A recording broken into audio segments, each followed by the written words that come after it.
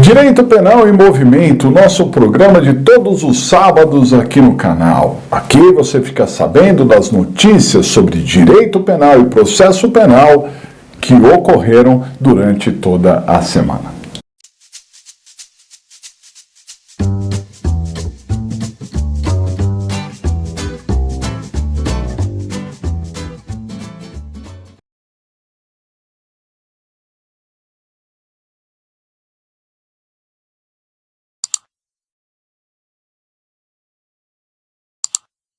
Muito bem, pessoal, uma grande satisfação ter você por aqui no nosso canal. Nós tratamos de direito penal, de processo penal, de legislação penal especial e prática da advocacia. Aqui você é muito bem-vindo e os seus comentários também são sempre muito bem-vindos para engrandecer cada vez mais a discussão sobre direito penal e sobre processo penal. Hoje, como todos os sábados, nós vamos tratar sobre os assuntos que foram comentados durante a semana em direito penal e em processo penal. Isso é o direito penal em movimento. E eu vou começar com uma primeira notícia aqui que diz respeito a um torcedor do Botafogo do Rio de Janeiro, que estava assistindo a um jogo de futebol e foi surpreendido por um outro torcedor filmando uma mulher. Em vez de assistir o jogo, ele estava filmando uma garota, né? E isso acabou ganhando as redes sociais e gerou uma certa indignação sobre muitas pessoas, e nós vamos analisar isso sob a ótica jurídica criminal, né? Então, o que o rapaz estava fazendo? Ele viu a moça ali na sua frente e começou a filmar. Então, essa moça, é claro, com esse cunho sexual, né? Embora, pessoal, seja uma atitude deplorável, né? Evidentemente, as nossas espectadoras aqui do canal, nossas companheiras aqui, que sempre tecem os comentários, né? Sempre nos acompanham, sabem muito bem que esse tipo de atitude é uma atitude constrangedora, faz com que as pessoas limitem a sua liberdade, né?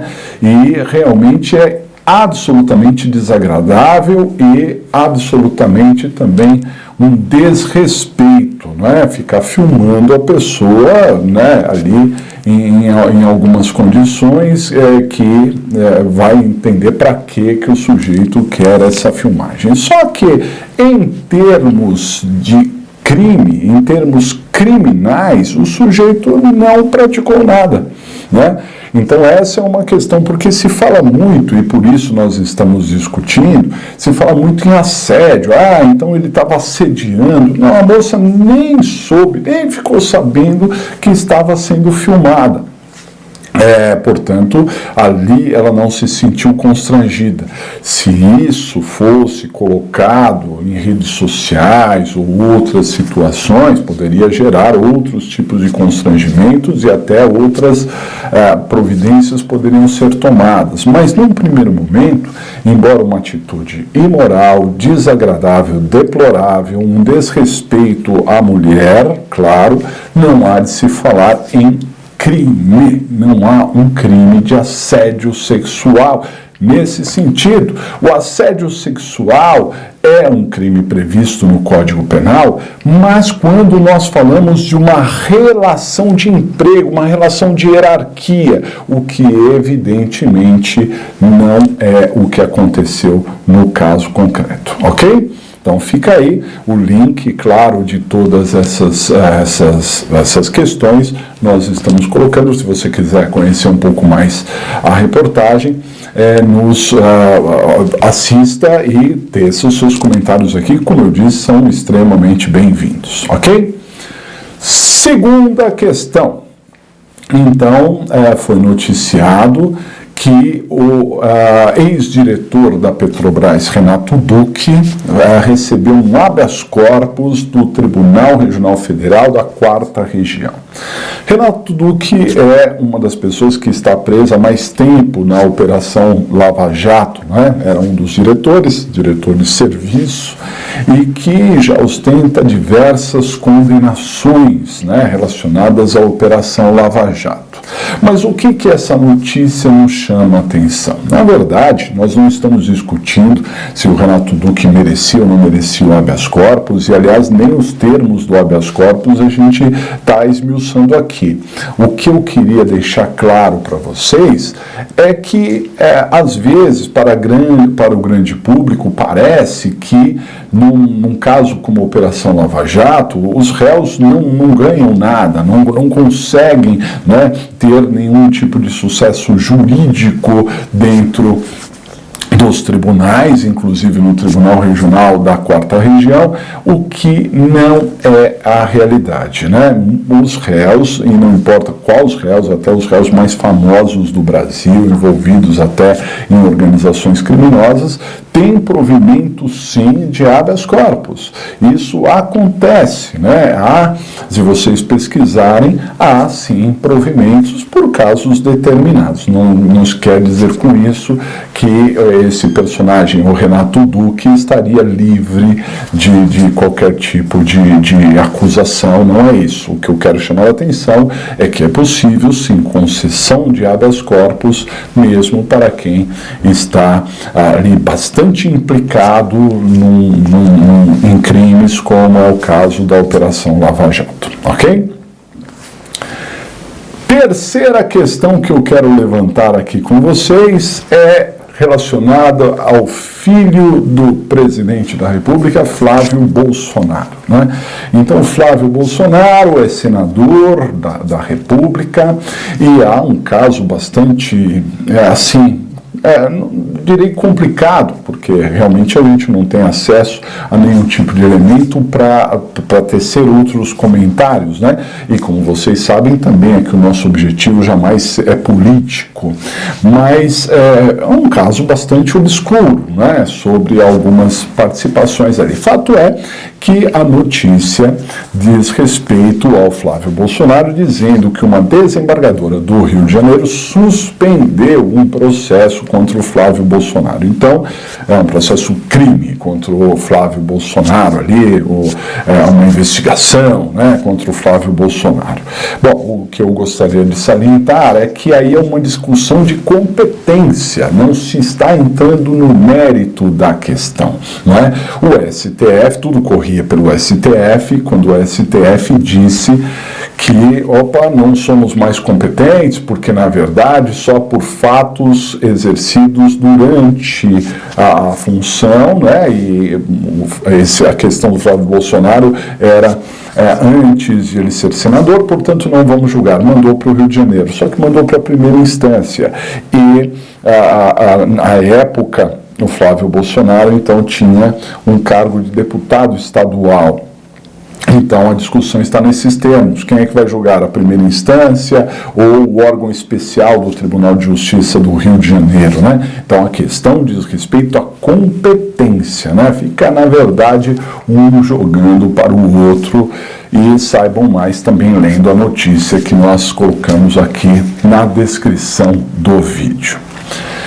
Quarta questão aqui que nós trazemos para vocês diz respeito ao Ronaldinho Gaúcho. Falamos a semana passada que o Ronaldinho Gaúcho foi preso no Paraguai. E acontece que ele se mantém preso no Paraguai, pessoal. Realmente a justiça paraguaia manteve o Ronaldinho preso, junto também com seu irmão, né? Há uma discussão ali bastante abrangente, agora não só pela falsidade de passaporte ou pretenso uso de documento falso, mas também por lavagem de dinheiro e outros aspectos ali, né, que nós não vamos entrar no mérito porque não sabemos. Mas a notícia diz respeito aos maus tratos que o Ronaldinho Gaúcho eventualmente está sofrendo na cadeia lá do Paraguai, né? Então a notícia dá conta que o Ronaldinho se recusa a se alimentar com a mesma alimentação dos demais presos. É claro que pode ter aí um cunho até de repente algum tipo de declaração que foi dada isolada dentro de um contexto, né? Mas eu queria chamar a atenção que uma quinta notícia, junto com essa do Ronaldinho Gaúcho, que também está aqui na descrição, diz respeito ao Marcola, o Marcola, lá do PCC. Veja que eu não estou vinculando um com o outro, pelo amor de Deus, não é isso que eu estou dizendo.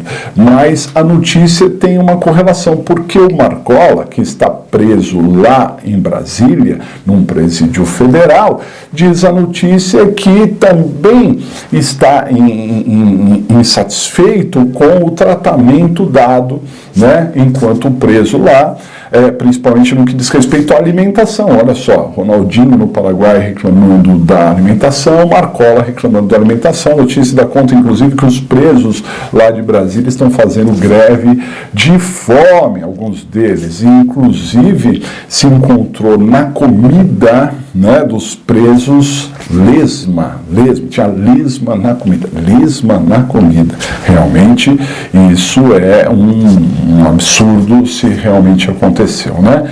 Mas, enfim, perceba que essa questão dos presídios pode ser um problema no Brasil, pode ser um problema no Paraguai.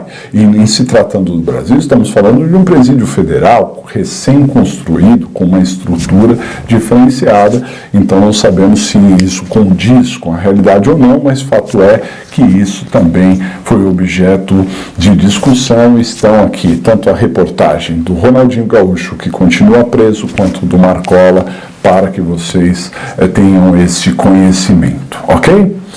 A sexta notícia diz respeito ao Drauzio Varela, o nosso grande Drauzio Varela, ao qual, assim, eu tenho um respeito enorme, né?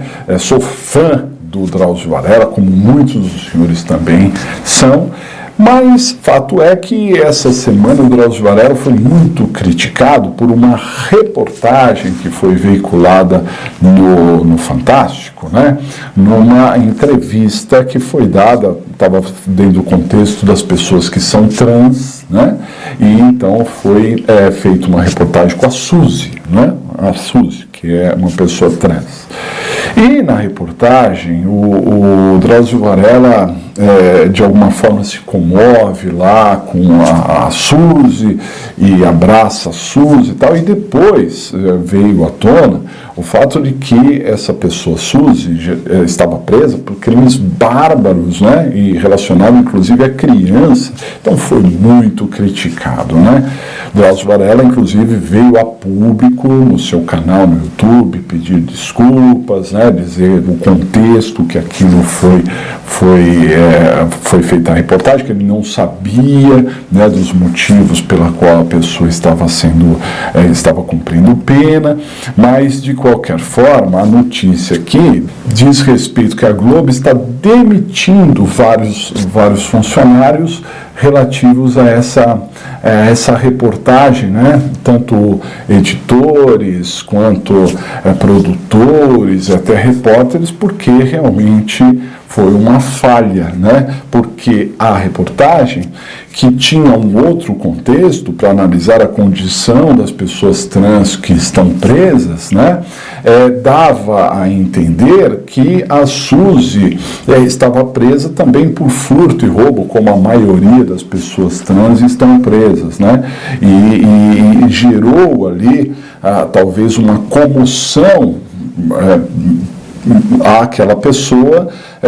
O próprio Drauzio Varela se sentiu comovido, né, ali, mas ele não sabia de um contexto e acabou levando pessoas, ao grande público, ao erro, e essas pessoas se sentiram de alguma forma traídas depois que ficaram sabendo da origem ali do que estava acontecendo com a Suzy, né? De qualquer forma, fica a reportagem também para vocês saberem que teve desdobramentos e que a Rede Globo, ela está muito atenta, ou pelo menos agora ficou atenta, e imagino que deva ter ali um cuidado maior com as suas reportagens, né, para saber exatamente o contexto em que as coisas acontecem e não simplesmente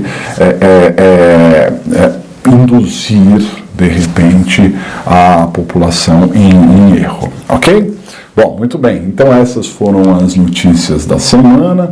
É uma grande satisfação estar aqui com vocês, não é? Semana que vem tem mais, todos os sábados aqui, Direito Penal em Movimento, para que a gente consiga debater os fatos que estão acontecendo no dia a dia e que digam respeito ao direito penal, ao processo penal. Um grande abraço para todos vocês e até a próxima.